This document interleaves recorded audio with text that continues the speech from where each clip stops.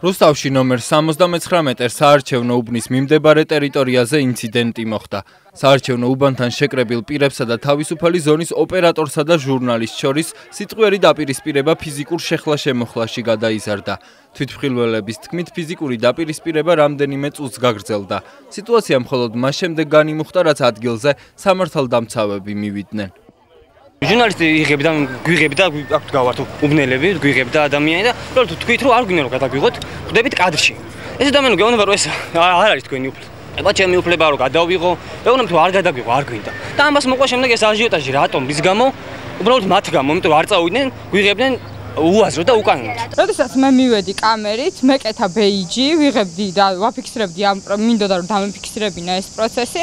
მაშინ მოვიდნენ ქართული ოცნების ზონდერ ბრიგადის წევრები, სუსის თანამშრომლებთან ერთად.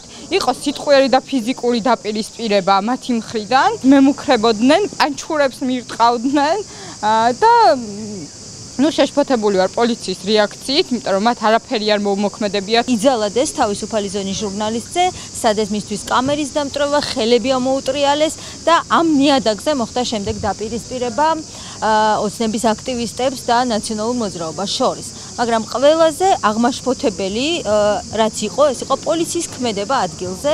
იქ იყვნენ სამოქალაქო ტანსაცმელში ჩასმული სუსის მაღალჩინოსნები, რომლებიც არ მოერიდნენ ჩემს იქ-ყოფნასაც კი და სწორედ ჩემი იქ-ყოფნის მომენტში პირდაპირ აკეზებდნენ ოცნების აქტივისტებს. რუსთავში ამავე 79 და 93 საარჩევნო უბნებზე ტაბულას გადამღებმა ჯგუფმა ამომრჩეველთა მობილიზების ფაქტები გადაიღო. ერთ-ერთი აქტივისტი ტაბულასთან საუბარში ადასტურებს, რომ ქართული ოცნების მხარდამჭერების მობილიზებას ახდენს.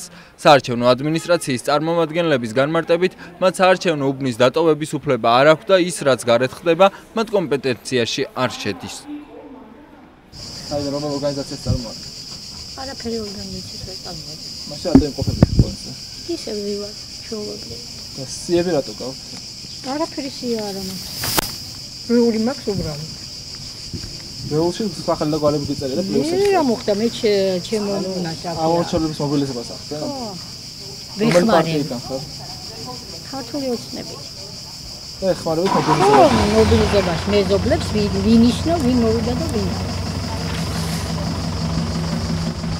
თქვენს იგივე საქმიანობას ეწევით? უკომენტარავთ. ამ სიტყვაში რა ქვია? ეხლა ეს.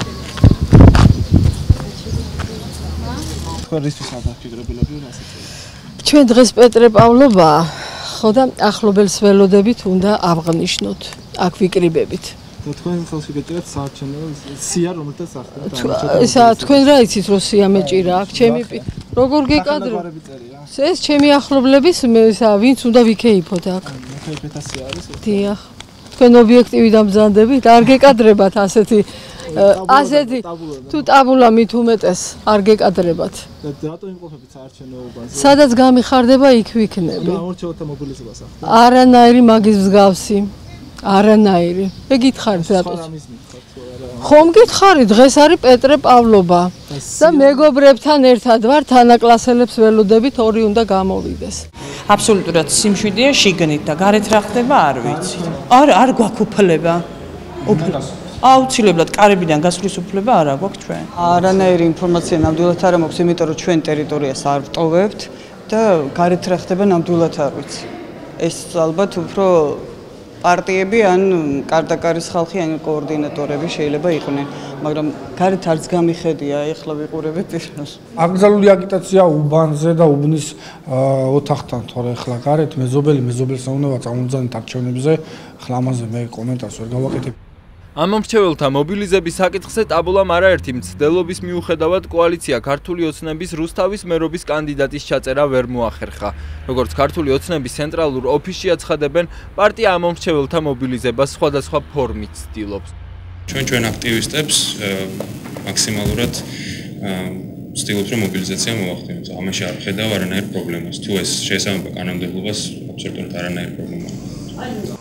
ერთიანი ნაციონალური მოძრაობის კანდიდატის მტკიცებით ქართულ ოცნებას რუსთავის საარჩევნო უბნებზე ამომრჩევლები ორგანიზებულად მიჰყავს. დღეს უკვე არჩევნების დღეს ძალიან დიდი ზეწოლა მიმდინარეობს ამ მრჩეველზე დაშინების ფაქტები არის, მოსყიდვის ფაქტები არის, კონკრეტული მიკროავტობუსებით ორგანიზებულად ხდება სხვადასხვა ორგანიზაციებიდან ხალხის გამოყვანა და ამ მიკროავტობუსებში ხდება ამ მომრჩევლების დაშინება და კონკრეტულად ხოვდნენ რომ ტელეფონით გადაუღონ რა შემოხაზავენ და ეს თუ საარჩევნო გარემოა, ეს თუ საარჩევნო პირობებია. რუსთავის მერის არჩევნების მეორე ტურში ერთმანეთს ქართული ოცნებისა და ნაციონალური მოძრაობის კანდიდატები უპირისპირდებიან. ბურჯანაძე ერთიანი ოპოზიციისა და პატრიოტთა ალიანსის კანდიდატებმა მხარდაჭერა ნაციონალური მოძრაობის კანდიდატს გამოუცხადეს. მამუკა ჩიქოვანს ემხრობა რუსთავის მერობის ყოფილი კანდიდატი ეროსი კიწმარიშვილიც.